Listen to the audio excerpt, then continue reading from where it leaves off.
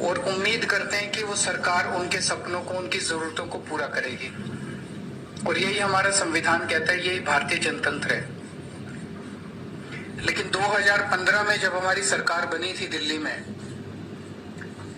तो फरवरी में हमारी सरकार बनी और मई के महीने में मात्र 3 महीने बाद मोदी सरकार ने एक नोटिफिकेशन जारी करके हमारी सारी शक्तियां छीन ली।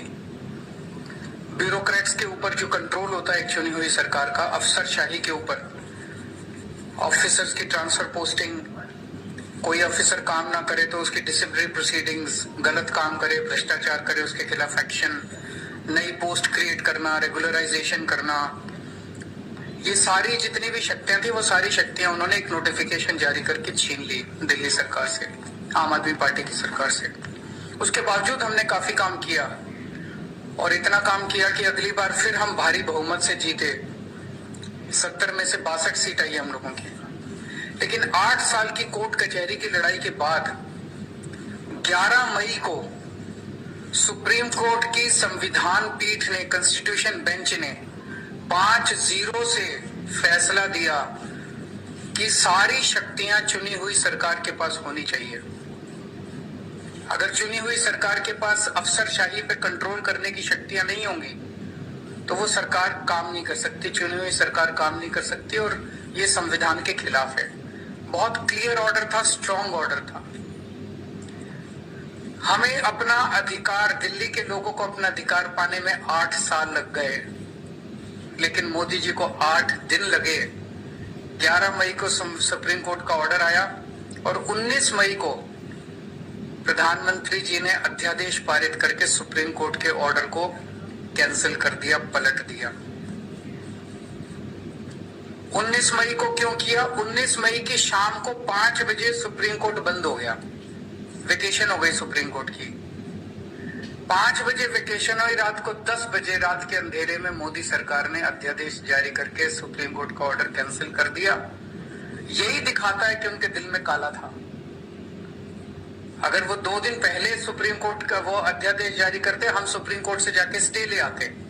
लेकिन अब सुप्रीम कोर्ट बंद है, तो अभी हमें महीना भर रुकना पड़ेगा। जब सुप्रीम कोर्ट खुलेगा हम सुप्रीम कोर्ट भी जाएंगे।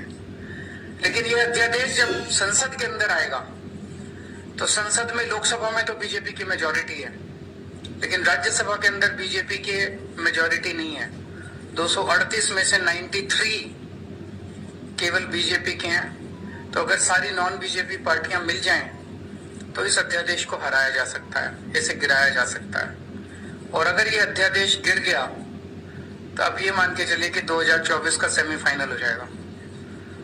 राज्यसभा के अंदर अगर इनका अध्यादेश बिल नहीं बन पाता और हार जाता है, पूरे देश में बहुत स्ट्रांग मैसेज जाएगा कि मोदी सरकार दोबारा नहीं आ रही है। मेरी अभी इसमें काफी विस्तार से चर्चा हुई माननीय अखिलेश जी से, और मैं तहे दिल से उनका शुक्रिया अदा करता हूँ। दिल्ली के लोगों की तरफ से, दिल्ली के 2 करोड़ लोगों की तरफ से अखिलेश जी का और उनकी समाजवादी पार्टी का मैं शुक्रिया अदा करता हूँ कि उन्होंने हमें पूरा आश्वासन दिया है कि राज्यसभा के अंदर जब आएगा तो पूरे समर्थन करेंगे दिल्ली वालों का और इसका विरोध करेंगे। मैं अब अखिलेश जी से रिक्वेस्ट करूंगा।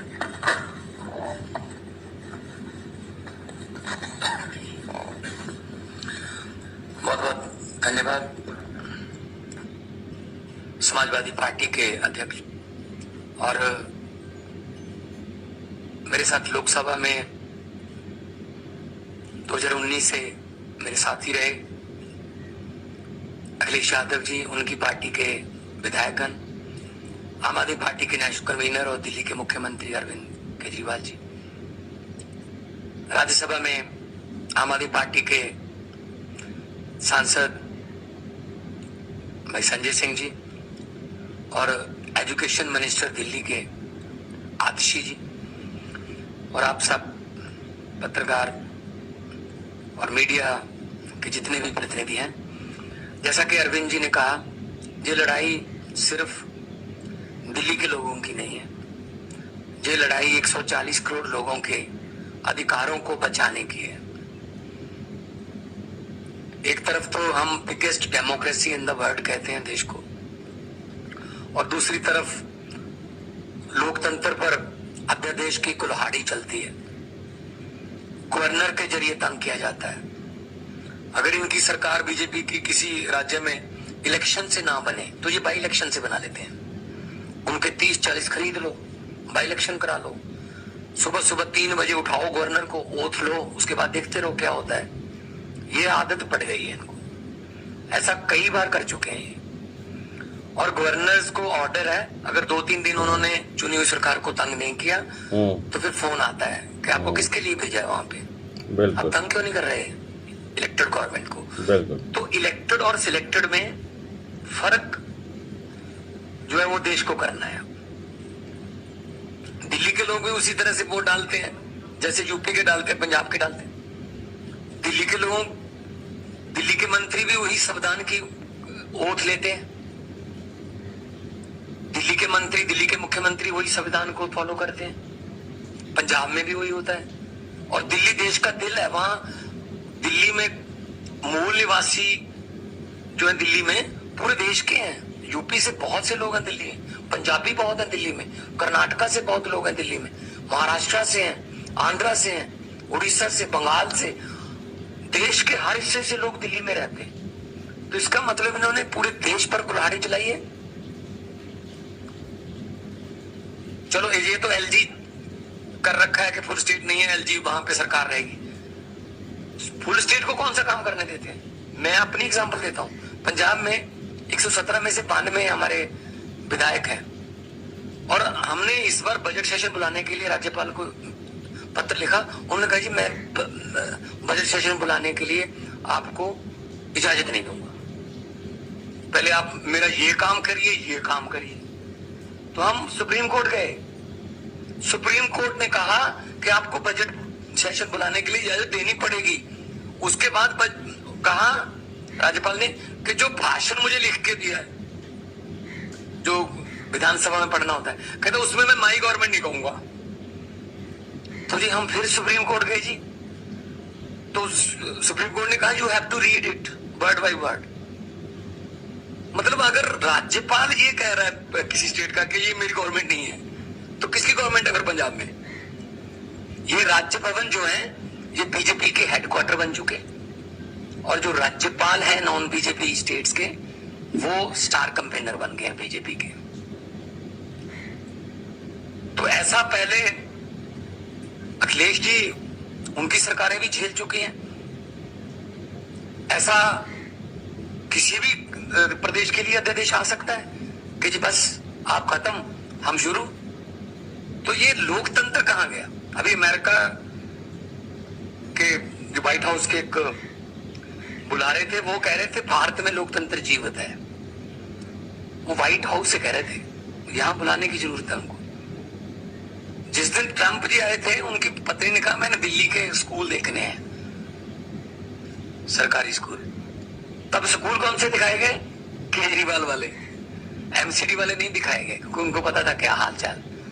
तो ऐसे मतलब आप सबको साथ लेके चलिए, सबका साथ सबका विकास। जो जहां चुना गया है उसके साथ तो सेंट्रल सरकार के पास शक्तियां हैं, वो राज्यों के अधिकार क्यों छीन रहे हैं? हमारा आरडीएफ का पैसा नहीं दिया अभी तक, हमारा जीएसटी रोक रखा है अभी तक, हमारा नेशनल हेल्थ मिशन का पैसा रोक लेते हैं, हम ये पैसे नहीं देंगे, ये नहीं देंगे, ये नहीं देंगे। ये सरकारें चलती हैं ऐसे क्या? तो ये बहुत ही फेडरल स्ट्रक्चर के लिए बहुत खतरनाक है। और समाजवादी पार्टी आंदोलन से, जेपी आंदोलन से निकले हुए नेता इसमें हैं, और उन्होंने तो बहुत संकट देखे हैं देश पर। तो आज जिस गर्मजोशी से और जिस जो शिद्दत से हमें सम्मान दिया अखिलेश जी ने, हमें इज्जत दी, उसके लिए आप बहुत आभारी हैं। और हमें उम्मीद है कि लोकतंत्र की जो लड़ाई लड़ने के लिए हम इनका साथ लेने के लिए आए हैं, उस लड़ाई में हमारा साथ देंगे। और इस लड़ाई से कोई भगवंत मान, कोई केजरीवाल या कोई अखिलेश जीतेगा नहीं। इस लड़ाई में जीतेगा तो देश की 140 करोड़ जनता जीतेगी। जी अखिलेश भाई।